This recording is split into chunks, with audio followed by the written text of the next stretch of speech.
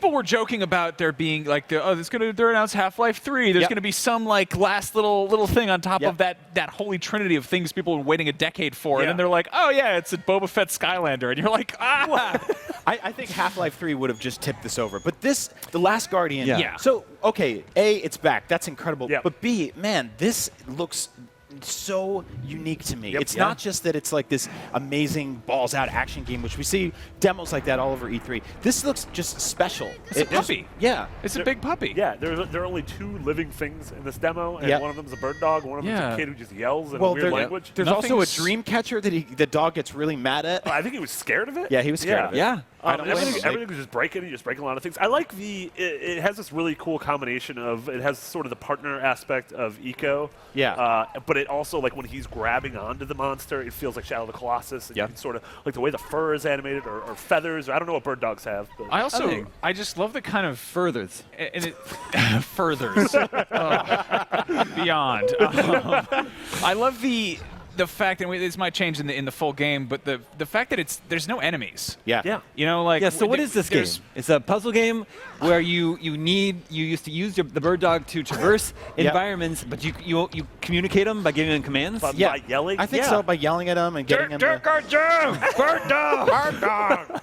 Bird dog. No. But I mean, what's important to note about this game is that there's really nothing else like it right now. Yeah. I mean, there's almost every other game you can sort of make a comparison to it. I mean, Shenmue 3 is a sequel. Final Fantasy 7 is a remake. Call of Duty is on its 50th year in a row of being Call of Duty. This is just new. This is different and special. Yeah, and it retains that same soul we saw back in the Clinton administration or whatever this game was announced.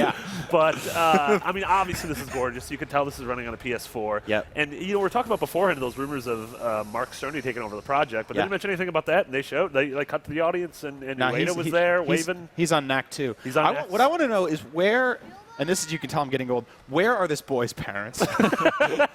Well, he's getting it's called The Last Guardian because clearly they're dead and the dog has custody. He's the last legal guardian. The dog has custody of the child. This is a fantasy world where that kind of thing can happen. That's right. A lot of people write that at the bottom of the legal clause. If I pass away, leave him to the bird dog.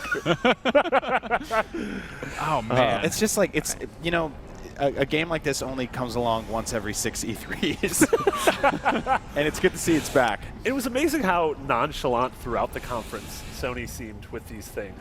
Like, it would just be like, well, this happened, but we're going to go to the next thing now. And Final Fantasy happened, but we're going to go to Shenmue now. So, I mean, something actually clicked with them a few years ago where I think they just got kind of cool about things. Like, we saw a lot of really awkward presentations. We got some of them tonight. I mean, the Star Wars guy was a little coffeed up. John Vinocchi. Today's Mr. Caffeine. Happy to talk about toys. That's right.